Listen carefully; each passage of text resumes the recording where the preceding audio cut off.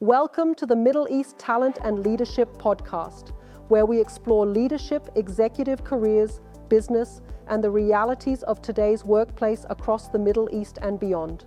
I'm Ines Mokrani, founder of Matchmaker No. 1. This podcast isn't about headlines or corporate cliches. It's about understanding how leadership, organizations, and careers really work, so you can make better decisions for yourself, your team, and your business. Today we're talking about one of the biggest execution traps in business, why everyone can agree and still nothing actually changes. Let's dive into today's discussion. Imagine you're sitting in a board meeting, 12 senior leaders, a polished presentation, and everyone is nodding. One by one, they say, "I agree, looks good, let's move forward." Finally, someone smiles and says, "Great, we're aligned." The meeting ends and everyone leaves feeling productive, but 2 weeks later, nothing has happened. No ownership, no momentum. No one challenged the timeline. No one drove the project forward. Everyone simply believed someone else would take the lead. If you've worked in a large organization, you've experienced this. Today, we're talking about the most misunderstood word in leadership: alignment. Alignment sounds like good leadership. It sounds collaborative, professional, and responsible. After all, who would argue against it? Nobody wants chaos or departments pulling in different directions. Nobody wants conflict for the sake of conflict. So we create committees. We hold cross-functional workshops, stakeholder reviews, and approval cycles, all designed to ensure everyone is moving in the same direction. But somewhere along the way, alignment quietly changes its meaning.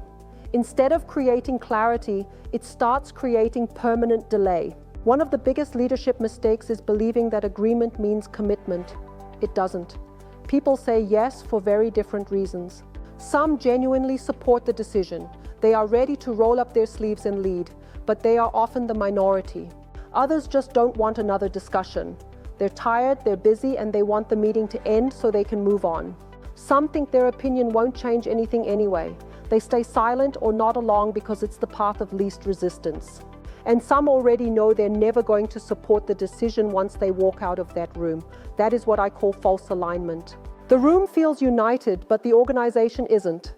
Nobody is actually driving the outcome because nobody truly owns the decision. I've seen organizations spend months trying to achieve perfect alignment, round after round of feedback, yet nothing meaningful moves.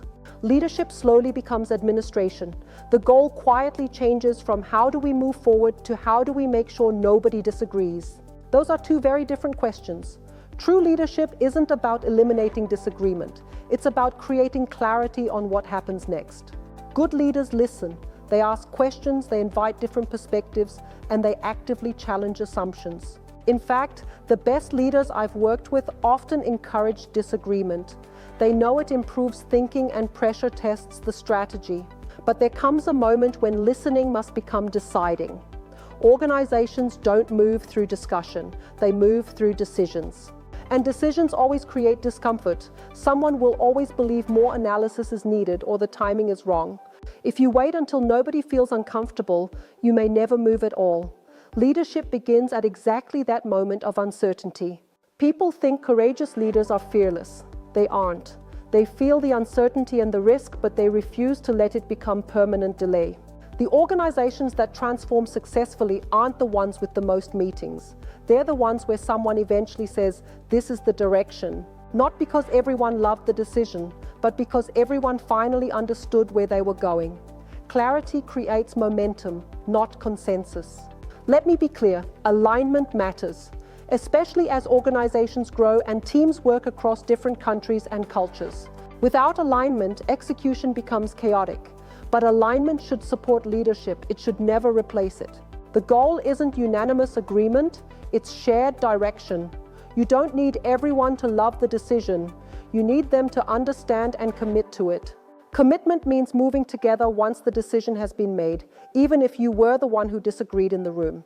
The next time someone says, "We need more alignment," pause for a moment, ask one simple question.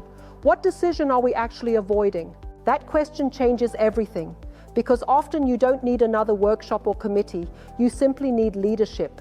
Businesses rarely fail because intelligent people disagreed. In fact, healthy disagreement often leads to much better decisions. Businesses struggle when alignment becomes an excuse, when consensus replaces courage, and when process replaces ownership. Leadership isn't measured by how many people agreed with your decision. It's measured by what happened after you made it. Because everyone can agree, and still, nothing changes. Alignment is the start, but commitment is the finish line. Stay strategic. Thank you for watching the Middle East Talent and Leadership Podcast. If you enjoyed this episode, please like, subscribe, and share it with someone who might benefit from this conversation. I'd also love to hear your thoughts, so leave a comment below. Until next time, lead with clarity, decide with confidence, and keep growing. I'm Inez Mokrani, and I'll see you in the next episode.